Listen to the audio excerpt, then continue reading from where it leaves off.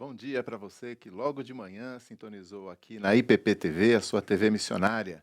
Esse é o programa Vida Devocional e o nosso objetivo é te ajudar a começar o dia da melhor maneira possível, que é procurando, buscando a palavra do Senhor para edificação, para orientação, para consolo. A palavra do Senhor é poderosa para produzir tudo isso e muito mais em nossa vida, não é?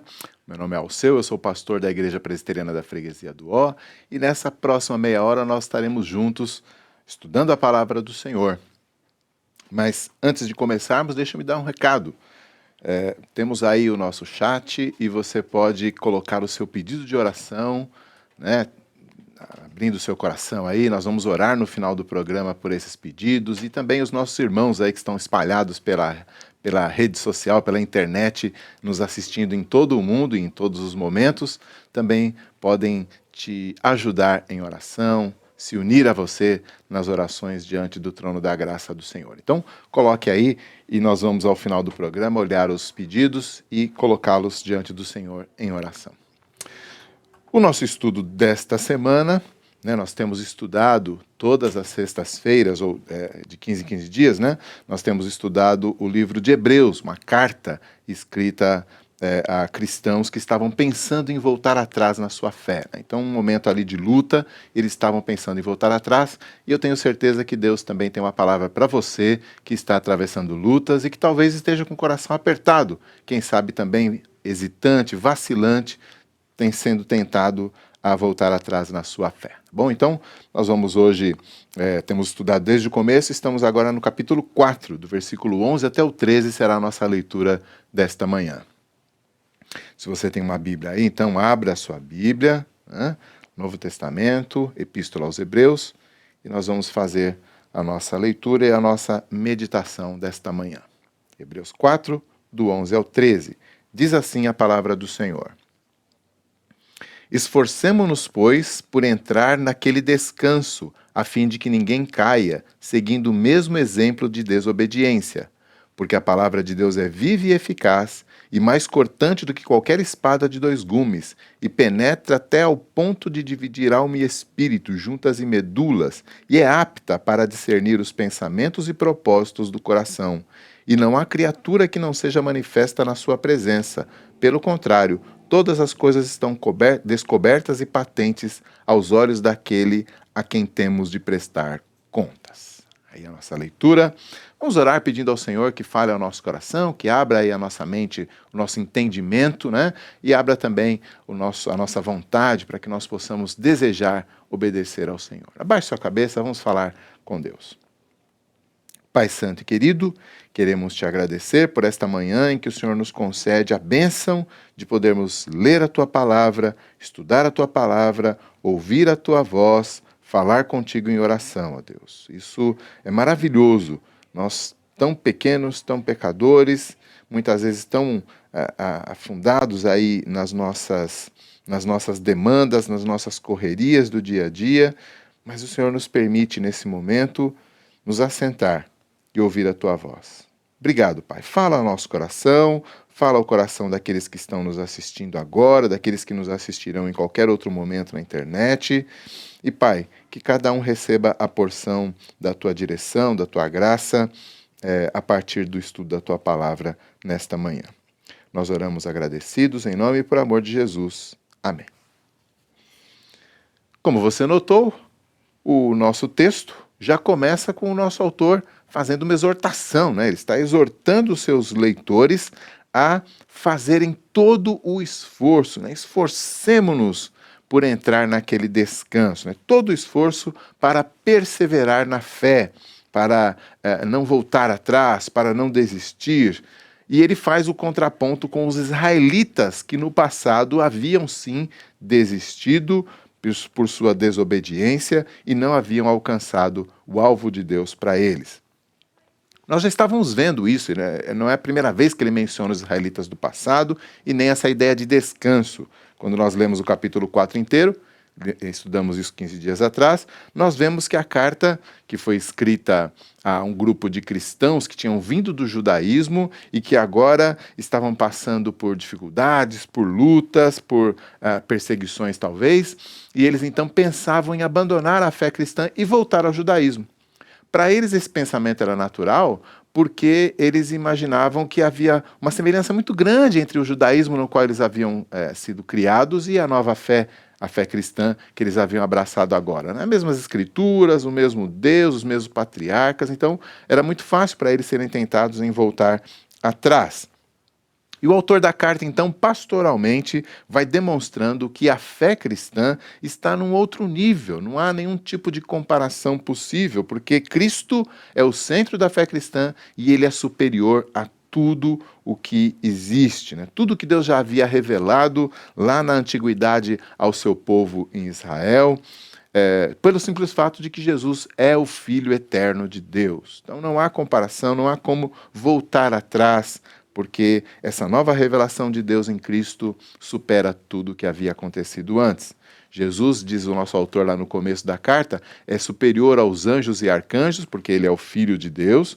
Ele é superior a Moisés, que foi um servo fiel na casa de Deus, mas ele é o Filho, né? Então ele supera aí o ministério de Moisés. Ele é superior ao sacerdócio de Arão e dos levitas, porque ele oferece a sua própria vida em sacrifício perante o altar de Deus. Então, dessa forma, voltar atrás, segundo o nosso autor, é comparável, sim, à rebelião que os israelitas fizeram lá no deserto.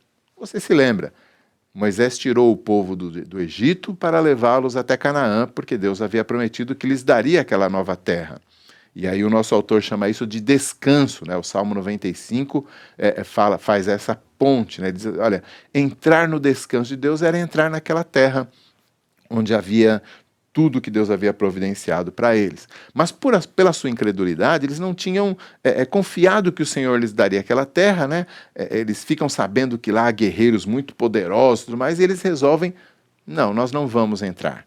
Nós vamos, quem sabe, até voltar para o Egito. E Deus, na sua ira, os castiga e eles então são condenados a morrer. Toda aquela geração de 20 anos para cima são condenados a morrer no deserto durante 40 anos. Isso acontece e somente a nova geração é que de fato vai entrar na terra em que Deus lhes havia prometido descanso de suas lutas, de suas cargas.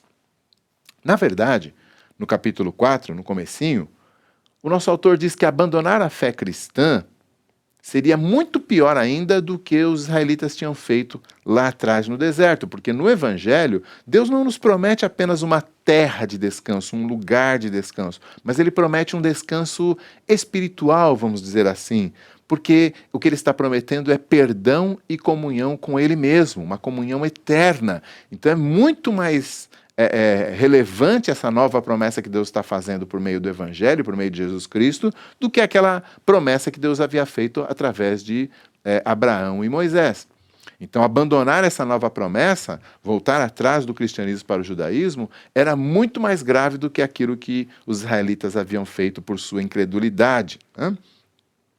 Mas aí é que está a questão.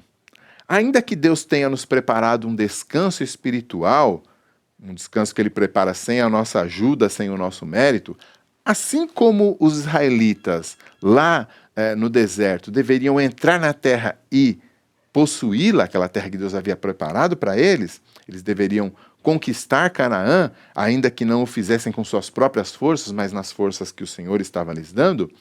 O fato é que, nessa comparação, o nosso autor está dizendo que a posse desse descanso espiritual também é feito pelos crentes, ou seja, a fé. A posse do descanso eterno requer fé. Nosso autor vai dizer um pouco mais à frente, lá nessa mesma carta, no capítulo 11, ele vai dizer assim que sem fé é impossível agradar a Deus. E, portanto, também é impossível receber o galardão que Deus preparou para aqueles que o buscam. Sem fé não se alcança o galardão de Deus. Então o autor está insistindo conosco, insistindo com seus leitores. Se esforcem para se manter nessa caminhada, se esforcem para não voltar atrás. Não façam como os israelitas que voltaram atrás nas suas Promessas que ainda eram bastante limitadas, porque vocês têm promessas muito maiores ainda, e se voltarem atrás agora, o seu pecado será muito maior também. Então é nesse sentido a exortação que começa a nossa leitura. Se os israelitas caíram no deserto, mortos por sua incredulidade, esforcem-se vocês por manterem-se na fé, por manterem a sua fé viva, lutem contra a descrença, lutem contra a desobediência, não caiam, sejam fiéis até o fim. E essa ideia do até o fim é fundamental nessa carta. Não se pode ser fiel só até a metade do caminho. Não se pode ser fiel só enquanto as coisas estão bem. A fidelidade tem que avançar. E então ela avança muitas vezes contra os grandes obstáculos da vida. E é por isso, então, a necessidade do esforço que o autor coloca aqui.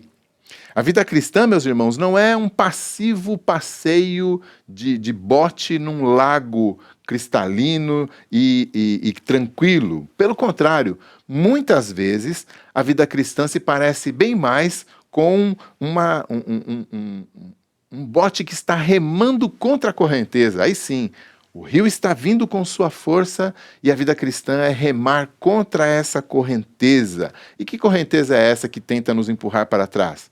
Os ataques de Satanás, as atrações do mundo, as pessoas ao nosso redor, a nossa própria carne talvez seja a correnteza mais forte que nós temos que enfrentar e lutar contra na caminhada cristã. Então nós não deveríamos nos surpreender com a necessidade de lutar pela fé e de lutar com fé. Não. Aqueles irmãos do passado pareciam estar surpresos. Nossa, nós estamos seguindo Jesus e agora temos que enfrentar essas dificuldades? Alguma coisa está errada. Nosso autor está dizendo, não, é isso mesmo. A luta cristã, a vida cristã, a caminhada cristã é de esforço. Mais à frente na carta, lá no capítulo 10, ele vai reconhecer, o autor vai reconhecer, que aqueles cristãos hebreus já haviam passado por grandes lutas e sofrimentos, diz ele, mas ele completa, vocês precisam perseverar, há necessidade de perseverança, ele diz lá no versículo 36 do capítulo 10. Mais um pouquinho à frente ainda, ele reconhece que aqueles irmãos têm lutado contra o pecado, mas ele diz assim, mas vocês ainda não resistiram até o sangue. Então esse é o tema de toda a carta e é o tema da vida cristã. A vida cristã não é algo que a gente apenas senta no sofá e fica ali desfrutando como um seriado que a gente vai assistindo capítulo após capítulo com as suas, como se fosse um entretenimento. Não, a vida cristã ela é ativa, não passiva. Ela é de esforço, não de acomodação e negligência. E é isso que o autor nos chama aqui. E não é só ele não, o apóstolo Paulo, por exemplo, usa a figura do atleta para falar do cristão. E, ao usar essa figura, ele imediatamente nos remete à ideia de disciplina. Né? Nós acabamos de passar pelas Olimpíadas e assistimos às Olimpíadas lá no Japão, e quando nós estamos vendo aqueles atletas se superando as dificuldades no seu empenho, na sua dedicação, que muitas vezes dura 4 anos e tem naquele momento da Olimpíada a sua culminância, nós reconhecemos neles a disciplina, a dedicação. Eles se esforçaram. E a palavra de Deus diz que o Senhor requer esse esforço de nós e que esse esforço no Senhor não é vão. Então vale a pena nós nos esforçarmos, o nosso galardão nos espera, mas o galardão, obviamente, está lá no final da corrida, está lá no final da maratona, está no final da luta. Então não desista agora. Se esforcem. Vão em frente, avancem, não voltem atrás, não desistam. Vale a pena seguir com o Senhor. E então, depois desse versículo 11 aí, o autor, que está em linha com aquilo que estávamos estudando antes, que já vinha desde o começo do capítulo, mas no versículo 12, o autor parece mudar completamente o seu assunto. Ele passa então a falar de como a palavra de Deus é eficaz, E a gente dá a impressão que ele mudou de assunto. Estava falando até então do esforço que nós temos que ter para chegarmos até a reta final. E agora ele passa a falar da palavra de Deus. Dá a impressão que ele mudou de assunto, mas ele mesmo nos dá a dica de que não é o caso. Porque o versículo 2 começa assim: porque a palavra de Deus é viva e eficaz. Então, ele dá a entender que a exortação a se esforçar, a não desistir, está ligada a nova sessão na qual ele fala da palavra de Deus. E a gente às vezes não entende direito qual é o ponto de conexão, né? Qual é o ponto de conexão entre o perigo da desobediência e a eficácia da palavra de Deus? Ora, é que a desobediência sempre envolve rejeição a uma ordem, a um comando, a uma palavra. É assim que a gente faz com os nossos filhos, né? A gente disciplina o filho de acordo com aquilo que a gente disse para ele. Às vezes, por causa das nossas limitações, das nossas falhas, até do nosso orgulho, a gente disciplina o filho, castiga, dá uma palmada por alguma coisa que a gente ainda nem disse que ele não deveria fazer, mas a gente sabe que não é assim que deveria funcionar, né? Quando a gente faz isso, a gente fica ali meio constrangido. A forma correta de disciplinar diz ao filho o que se espera dele e depois cobra dele e até mesmo disciplina quando ele não atinge, quando ele não atende aquilo que foi dito. Então você pode dizer: filho, não faça isso, e aí você o disciplina porque ele fez. Você pode dizer: filho, faça isso, e você o disciplina porque ele não fez. Mas é sempre assim: há uma palavra e a desobediência em relação àquela palavra é que é condenada por um pai comum como nós. E essa analogia nos ajuda a entender então a conexão entre a advertência a se manter fiel e não desobedecer e essa nova sessão que fala sobre a palavra, que exalta a palavra de Deus. O autor está nos advertindo contra essa desobediência e então ele nos diz que nunca é uma boa ideia desobedecer a palavra de Deus. E por quê?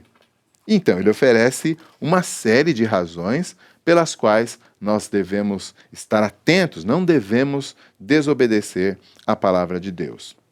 A primeira razão que ele diz a palavra é viva, aí no comecinho do versículo 12. Ou seja, a palavra de Deus não é apenas um belo livro escrito há centenas de anos por gente que agora já morreu e que realmente não fazia a mínima ideia de nada sobre mim, ou sobre você, ou sobre o nosso mundo moderno. Essa palavra foi escrita, meus queridos, por alguém que vive para sempre. E por isso, então, ela também é viva. Ela se reveste dessa qualidade dinâmica que o seu próprio autor tem. Deus está vivo, Deus é vivo, o Deus vivo fala e a sua palavra é viva também. Então ela não é apenas um registro daquilo que Deus disse a homens no passado, homens mortos. Não, ela é aquilo que Deus diz hoje para mim e para você. Hoje, né? Espero que você se lembre, o nosso autor fala a respeito dessa palavra hoje, lá do Salmo 95, e ele então usa essa expressão para dizer que a palavra é sempre atual. Ela sempre está presentemente nos alcançando e nos colocando, nos confrontando contra os nossos pecados, nos colocando contra a parede, porque ela é viva, ela não é uma palavra morta de tempos atrás. Ele continua dizendo que essa palavra também é ativa. Isso tem o sentido de que a palavra de Deus tem poder, ela é poderosa, ela é operosa, ela opera o propósito de Deus para a qual ela foi enviada. Né? Eu estou até citando uma expressão lá de Isaías, Isaías 55, Deus diz através de Isaías, né? Minha palavra não voltará vazia para mim, ela fará tudo aquilo para o qual eu a designei. Então ela é uma palavra ativa, ela é uma palavra poderosa. Mas o nosso próprio autor já tinha dado esse contexto para nós. Né? Ele começa a sua carta falando que Deus criou todas as suas coisas pela sua palavra. Né? Ele sustenta todas as coisas pela sua palavra. As coisas visíveis vieram a existir através da sua palavra que é invisível. Ele fala disso lá no capítulo 11, versículo 3. Então, de fato, a palavra de Deus é poderosa, ela é ativa, ela produz, ela traz à existência as realidades que ela mesmo anuncia. Observe também que ele diz que a palavra é cortante, né? Ela é afiada, ela é penetrante, ela corta, ela perfura as profundezas do coração humano, ou seja, ela investiga aquilo que há de mais íntimo no nosso ser, ela penetra, analisa, ela revela o que está escondido, ela discerne as diferenças, ela julga os pensamentos, ela critica, ela aprova ou desaprova pensamentos e intenções do coração, ou seja, aquilo que fazemos, aquilo que pensamos, as nossas intenções, tudo está ali revelado, desvelado pela palavra. Então, se você abrir este livro para lê-lo, você tem a sua Bíblia aí na sua casa, quando você abre este livro para lê-lo, saiba que, na verdade, ele é que está abrindo você para ler você. Ele é que é a palavra de Deus ativo e cortante e viva. Essa palavra é assim. Então, quando nós abrimos a palavra de Deus, quando nós abrimos as Escrituras, quando nós abrimos a Bíblia, ela discerne as coisas que estão no nosso coração, há coisas até mesmo reprimidas lá que a gente nem para pensar, a gente nem queria pensar naquelas coisas que a gente nem reconhece, mas ela vai e desvenda o nosso coração. A palavra de Deus tem um poder tremendo. Ela vai dizer exatamente quem você é, como um espelho. Quando você se confronta com a palavra, como num espelho você vai enxergar quem de fato você é. Nós vemos num mundo de muitas aparências, né? Nós vemos num mundo em que sempre há alguém elogiando uma foto que você postou, dizendo que você é linda, que você está sarado, né? A gente está sempre usando uma maquiagem, uma roupa bacana, que as pessoas têm impressões a respeito de nós. A gente às vezes até se mete em dívidas, né? Para causar boas impressões com um carro ou com um apartamento, mas a palavra de Deus não se engana com as aparências. Ela penetra e ela mostra exatamente quem nós somos, o que está no nosso coração, nossas intenções e nossos pensamentos mais íntimos. Nada pode se ocultar do escrutínio dessa palavra, né? No versículo 13 ele diz assim, e não há criatura, ou seja, não há nada na criação, não há criatura que não seja manifesta, ou seja, que não esteja ali aberta, desvelada diante da sua palavra. O ponto do nosso autor aqui, meus irmãos, é que, à luz do fato de que a palavra de Deus é viva, ativa, afiada e discernidora, nós não podemos ignorá-la. Nós não devemos ignorá-la. A palavra de Deus fala a nós e, portanto, nós temos duas opções. Não há campo neutro aqui. Ou nós a obedecemos ou nós a desobedecemos. Então, e aí no final do capítulo 13, ele inclusive muda o sujeito aí, né? De maneira muito sutil. No final do versículo 13 ele diz assim, tudo está descoberto e exposto diante dos olhos daquele a quem havemos de prestar contas. Aqui tem uma ironia aqui na palavra aqui no original, porque o que ele está dizendo é o seguinte, Deus fala conosco através da sua palavra, e é diante dele que nós teremos que falar. Ou seja, nós teremos que prestar contas. Né? Então, ele falou, e agora nós temos que responder àquilo que ele nos falou. Então, essa transição sutil entre ele descrever o que é a palavra e agora ele fala de Deus, ele está simplesmente nos dizendo que não há meios de separar esses dois sujeitos. Né? A palavra é de Deus. Não há como separar o escritor da escritura. A palavra é a arma pela qual Deus nos despe, pela qual Ele nos revela a nós mesmos e Ele nos revela para si, diante do seu tribunal, diante daquele a quem nós temos que prestar contas. Na palavra nós vemos todos os nossos pecados e cobiças que estão sendo abrigados em nosso coração no mais escondido, nós vemos tudo isso aberto, tudo isso revelado.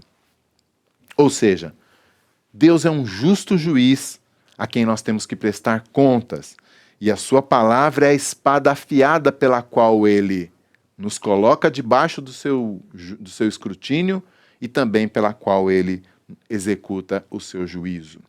Não temos como fugir. E pelo contrário, nós devemos temer temer a mera possibilidade de desobedecer uma palavra tão poderosa e tão eficaz. E nós então, meus irmãos, vemos que Deus está nos chamando a nos importarmos não com a opinião das pessoas, mas nos importarmos com a opinião de Deus a respeito de nós, ou seja, com o seu mandamento, com a sua palavra, com a sua lei, com aquilo que ele designou para as nossas vidas. É isso que interessa. Esse texto nos lembra do Salmo 139. Ali o salmista fala que Deus nos sonda, que Deus nos conhece, que Ele sabe quando nós estamos assentados ou levantados, Ele conhece a palavra que nós ainda não falamos, Ele conhece os nossos caminhos, Ele conhece os nossos dias antes que nós cheguemos a vivê-los. Então, não há como fugir do teu espírito, ele termina aquele texto dizendo, né? Não há como fugir de Deus. E aqui nós poderíamos acrescentar, para onde nós escaparíamos da palavra do Senhor? Não há como escapar dela. Como ocultar a nossa consciência culpada da palavra de Deus? Como desobedecer essa palavra, se a própria palavra desobedecida imediatamente nos expõe como culpados de desobediência? Então o autor está dizendo, vejam, vocês acham que vocês vão poder desobedecer a palavra de Deus voltando atrás e isso vai ficar impune? Vocês acham que desobedecer a palavra de Deus vai passar despercebido diante daquele a quem nós temos que prestar contas? Vocês acham que podem ignorar aquilo que Deus tem dito na sua palavra e voltar atrás? E que vocês vão poder viver tranquilamente disso? Não, não é possível, porque essa palavra é poderosa e é cortante, e nada do que nós façamos vai ficar despercebido diante dessa palavra que descortina os nossos corações. Nós podemos concluir dizendo o seguinte, meus irmãos e minhas irmãs. Diante das lutas, daquela correnteza que vem diante de nós, nós seremos tentados a voltar atrás.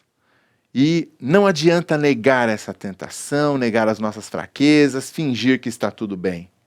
Nós devemos nos voltar para a palavra e permitir que ela discirne no nosso coração e aponte para nós, olha, aqui você tem falhado, aqui você não tem sido fiel, aqui você não tem perseverado.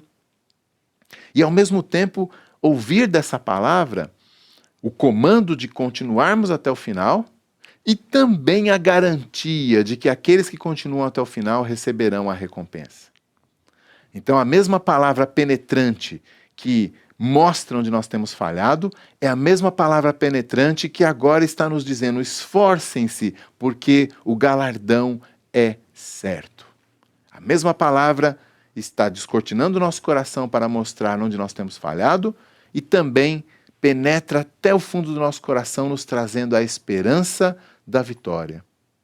Então a palavra é poderosa porque o Deus a quem temos que prestar contas é Ele que fala através da palavra, através da Escritura, através da Bíblia. Se você tem estado desanimado, se você tem estado vacilante na sua fé, volte-se para a palavra.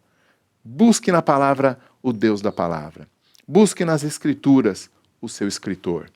Busque na palavra a orientação para a sua vida e a força para continuar até o final. É nela que Deus fala, nos chamando a nos esforçarmos, e ela é tão poderosa que quando ouvimos Deus nos chamando e nos dizendo esforcem-se mais um pouco, esse mesmo esforço Ele produz em nós pela palavra. Então, busque a palavra, estude a Bíblia, leia a Escritura, mantenha ela junto do seu coração. Hoje em dia a gente tem a palavra de Deus até mesmo no celular, né? Não tem mais desculpa de que está difícil de ler, que não tem tempo. A palavra está sempre junto a nós, pronta para ser acessada, pronta para ser buscada, e quando nós o fazemos, nós somos dirigidos, fortalecidos e colocados de novo no bom caminho. Que o Senhor nos abençoe, nos guarde na sua palavra e que por meio da sua palavra nós possamos encontrar direção e consolo para as nossas vidas. Vamos ver agora se temos algum pedido de oração aqui no nosso chat.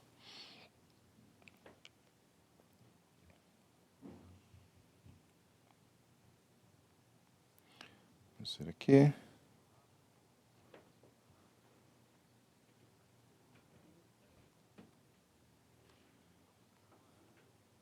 No chat ao vivo. A Lúcia das Graças está pedindo oração pela família dela, o milagre da salvação. Tem aqui a Maria Aparecida pedindo oração pelo filho dela.